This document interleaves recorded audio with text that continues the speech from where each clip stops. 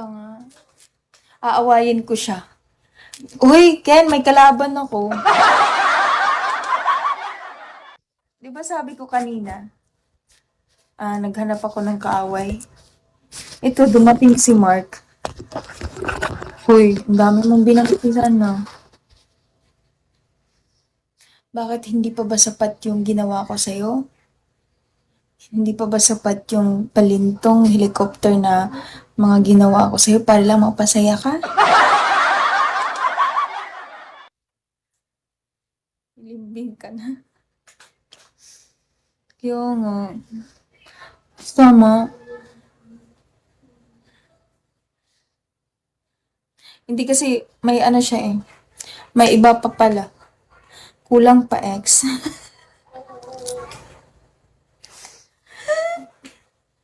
Tangina mo. May pa ganun pang effect ha? Sabi ko mamaya mo na iputok. Sabi ko sa labas lang. Ba't sa loob?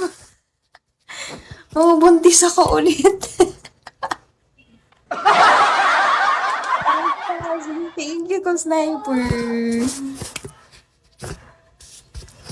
Mahilig to si Mark. Sinabing mamaya na. Pag yung sinasabi, may naalala ako. Sorry, gang. Hala.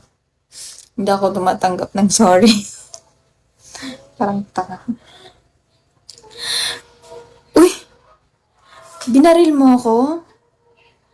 Manda ka sa akin. Hindi pa ito ang katapusan mo. Nag-uumpisa ka pa lang. Uy, Ken, may gusto na akong awayin. Kaya wag mo na alayanin.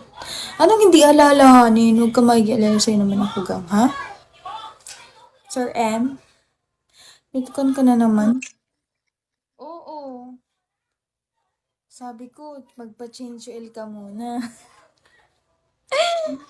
Tanga. Di ba? Maraming kasalanan yan si Mark. Why I hate na pangalan na Mark? Bakit? Di ba naghiwalay kami ni Mark? May nagkagusto sa akin na Mark din yung pangalan. Sabi ko nga, ayoko ng Mark eh. Ang tigas-tigas ng ulo mo. Inaano ba kita? Simulat sa pool hanggang ngayon. Bakit hate ko talaga yung pangalan na Mark? Palitan mo ang pangalan mo. I don't know why, pero I hate that name. Pwede naman natin ibalik. Ex, putang ina mo.